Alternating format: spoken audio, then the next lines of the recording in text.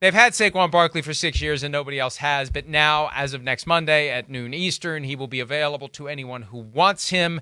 This isn't a surprise, even though Joe Schoen didn't rule out the franchise tag last week because of the way the salary cap moved and the base tag for the running back, not much different than the 120% figure would have been for Saquon Barkley. By rule, if you're tagged once, you get a 20% bump the next year.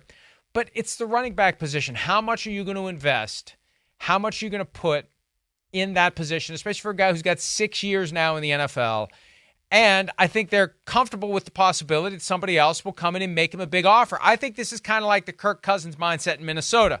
We'll let him go to the market and see what's out there. And once he does, we're confident he'll take our best offer. Yeah, it's, I think a little bit where we've talked about some of the other guys that didn't get franchised, right? Like Baker Mayfield or Chris Jones. I think they probably feel a little bit like, hey, we got the inside track.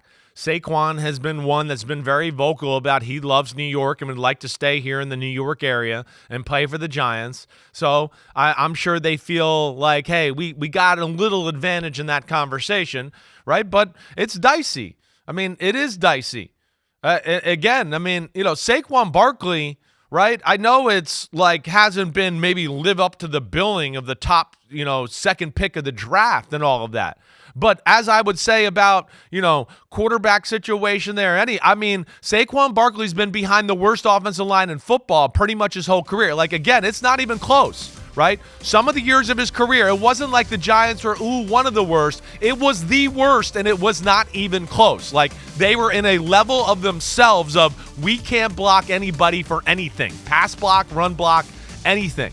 This guy right here, as we're showing the highlights, is still one of the most special, explosive athletes in football. He's an anywhere, anytime guy, right? As you hear me say from time to time, meaning he can score from anywhere at any time on the football field. And they're special to that. That's where I look at teams to where, hey, you're looking for a running back, right? You might feel you're a running back away or something. That's where you won't throw $10 million a year out to Saquon Barkley for maybe 2 or 3 or 4 year contract and you can get out after 2 years or something like that.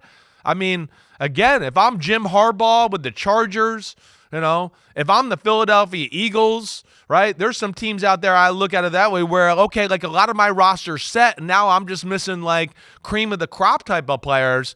Damn, I'm thinking about Saquon Barkley. I can tell you that much because I think he's still damn special. Hey, how about the Cowboys? Them if Jerry too, Jones is sure. all in. But then again, they got holes. All in only means whatever Jerry Jones decides it means when it's time to explain why he went all in. That's an all-in move. To go all in for a running back who's still got some tread on the tires, who can be special, not just because that's what we get lulled into this sense of, and it's true, there's plenty of guys out there that if you block for them and you trust them to hold on to the football, you trust them in pass protection, they can get the job done. There aren't many who can get the job done to the level that Saquon Barkley does. And what a coup that would be for the Cowboys to take him away from the Giants or the Eagles to take him away from the Giants.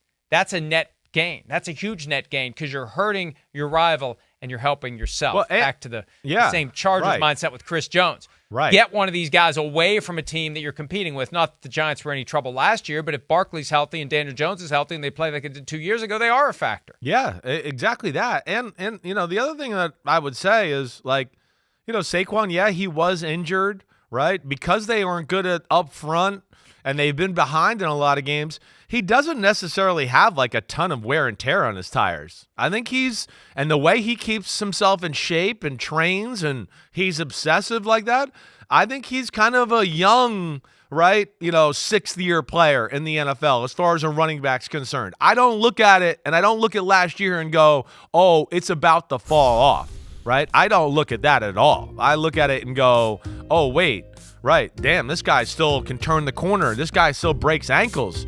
He's certainly got, a lot of tread on his tire there. So, as a Giant fan, I'm hoping Saquon Barkley's back and that they can find, the right price tag to make it work for both sides. But I think he's undervalued in my opinion.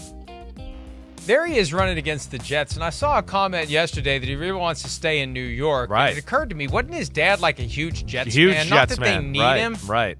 But they got Breece Hall. You do a two-headed monster of Breece Hall and Saquon Barkley, and you got Aaron Rodgers in the mix if he's healthy, and Garrett Wilson, and what the hell? Yeah, they got some stuff there. That could be interesting. They got to worry about the O-line first, though. That's priority number True. one. So that's where they gotta make sure all their eggs are in that basket, especially with Aaron Rodgers at his age, right? Hi, it's Mike Florio. Thanks for watching PFT on YouTube. Hit subscribe for the latest news and analysis from Pro Football Talk.